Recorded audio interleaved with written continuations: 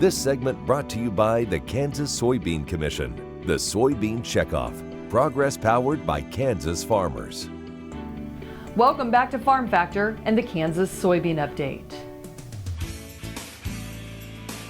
This is the Kansas Soybean Update. It's brought to you by the Kansas Soybean Commission. The Soybean Checkoff, progress powered by Kansas farmers. Greg Anderson is joining us. He is a Nebraska producer, and he serves on the governing board of the National Biodiesel Board. And the exciting thing of what we've seen is, for soybean producers, the return on investment on what we've seen in the biodiesel industry has been very impressive. The Soybean Checkoff virtually established the biodiesel industry in the United States over 25 years ago, and we've seen it grown from just a few thousand gallons per year to now about 2.7 billion gallons every year for the past couple of years. And we've seen that soybean oil continues to be the primary feedstock for biodiesel, and it returns about 63 cents per bushel to every soybean farmer who raises soybeans. This is a great return on investment. Checkoff dollars continue to fund the research and testing of the fuel as diesel engines continue to evolve and change, and as they want clean emissions, biodiesel fits it seamlessly. And that demand continues to increase as well. Over the last 10 years, demand for soybean oil for biodiesel has increased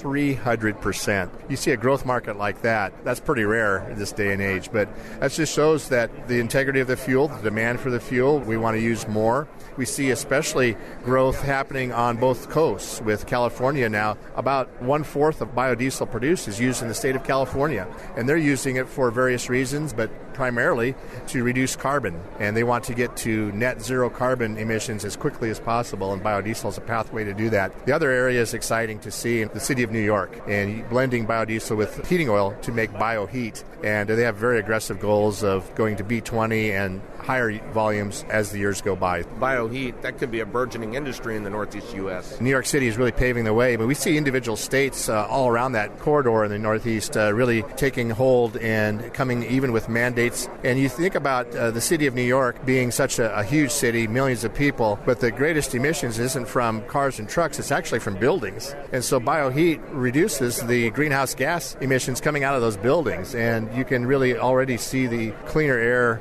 City officials tell us that they're locked in, want to use it. And then as far as diesel trucks, sanitation, snowplows, emergency vehicles, tactical vehicles, all throughout the city of New York, hundreds and hundreds and hundreds of these diesel engines now using a B20 year-round. That is just phenomenal and exciting, and it's catching on in other cities as well as they look to New York as the pace setter. That is Greg Anderson, a Nebraska producer, serves on the governing board of the National Biodiesel Board. He joins us on the Kansas Soybean Update. It's brought to you by the Kansas Soybean Commission.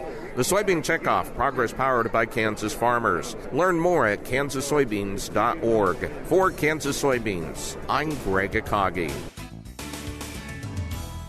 After the break, Dwayne talks with Naomi Bloom, a market analyst with Total Farm Marketing by Stuart Peterson.